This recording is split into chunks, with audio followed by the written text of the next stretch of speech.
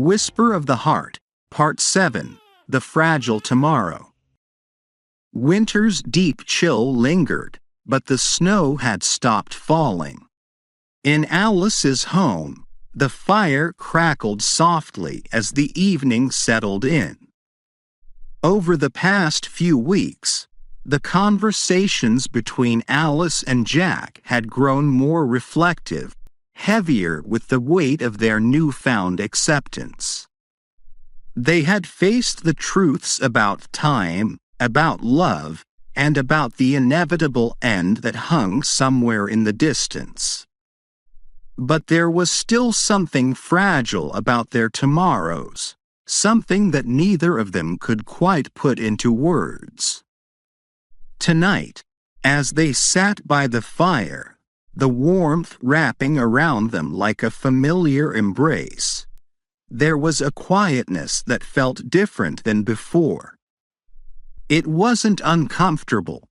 Rather, it was as if both were listening to the spaces between their words, waiting for something unsaid to emerge. Jack glanced at Alice, his eyes searching hers as if he could see the thoughts she was keeping hidden. You know, Alice, for all the talks we've had about time, there's still one thing we haven't really discussed. What happens to us? What happens to the people we leave behind? The people we leave behind, you mean our families or us when one of us is gone? Both, I guess. We've spent so much time thinking about how to live with the time we have left, but what about after? What do we leave behind, Alice? What's our mark on the world when we're no longer here?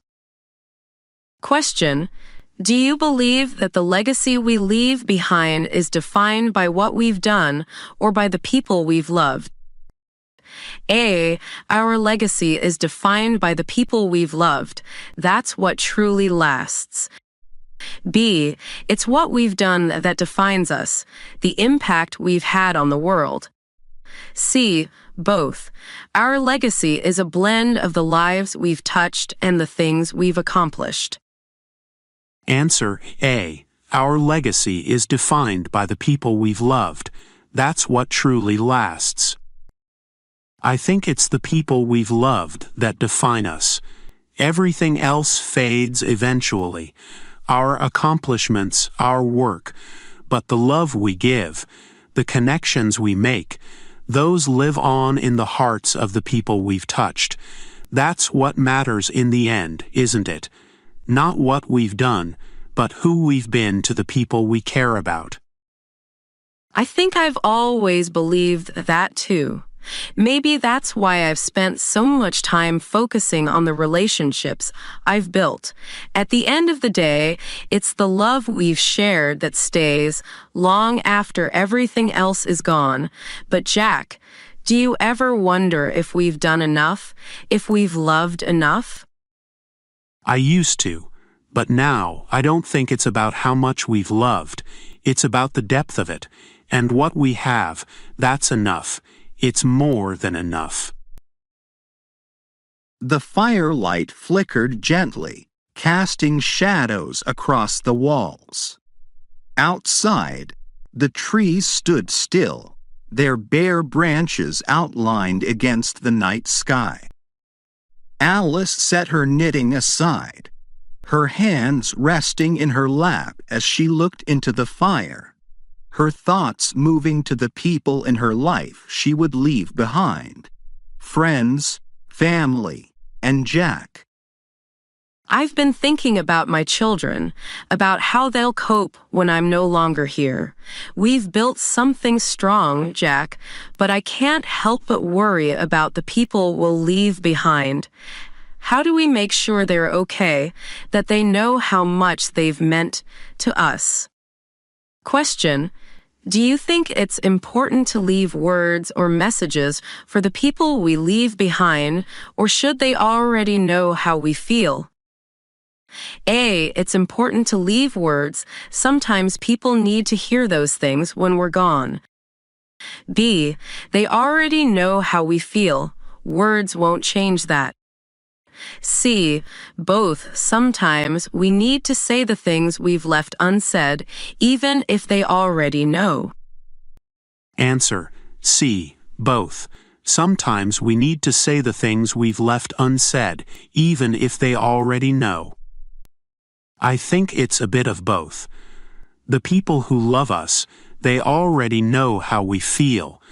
But there's something about hearing those words, about having something tangible to hold on to when we're gone. It's not about changing anything. It's about giving them something to carry with them, a reminder of the love that's always there. I like that. Maybe it's not about saying something new, but giving them something to hold on to, a way to stay connected even when we're not here. I think that would give me peace, knowing I've left something behind for them to remember me by. The house felt warmer now, the coldness of the outside world forgotten as they sat together, sharing the thoughts that had weighed on them for so long. Jack reached for Alice's hand, and for a moment they sat in comfortable silence, the crackling of the fire the only sound in the room. Jack, I've been thinking, when the time comes, I don't want to be afraid.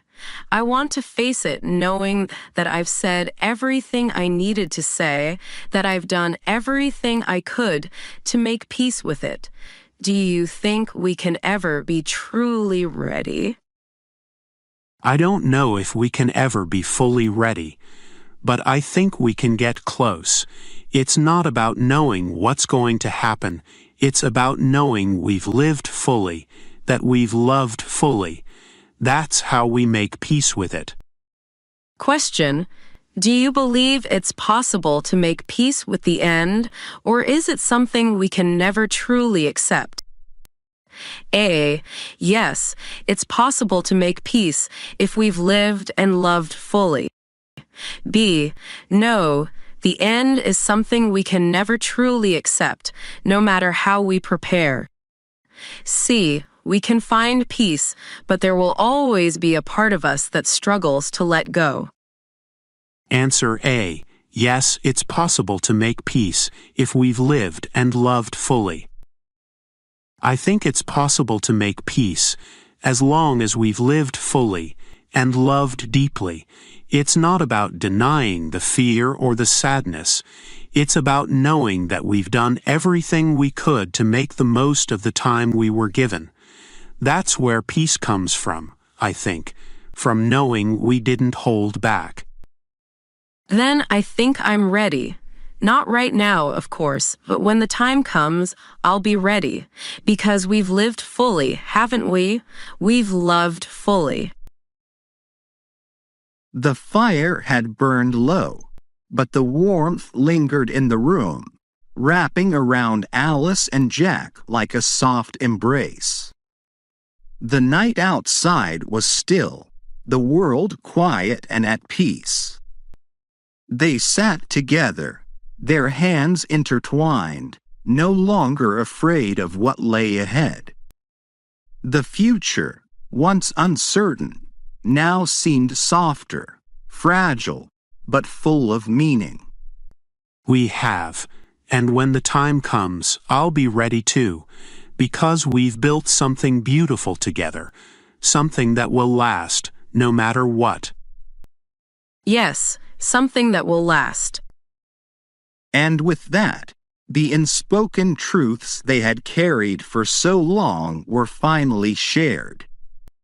The night deepened, but inside, their love remained constant, quiet and strong, ready to face whatever tomorrow might bring. And so, with their hearts laid bare, Alice and Jack found peace in the fragile tomorrow, knowing that the love they had built would endure long after time had passed them by. 5 words related to the theme of Whisper of the Heart, Part 7, the fragile tomorrow. Legacy, the lasting impact of love passed on to those left behind. Connection, the unbreakable bond between people even after they're gone. Preparation, the act of facing the inevitable with courage and honesty. Acceptance, the realization that some things are beyond control, but peace can still be found. Remembrance, the way love lives on through memories, keeping those we've lost close forever.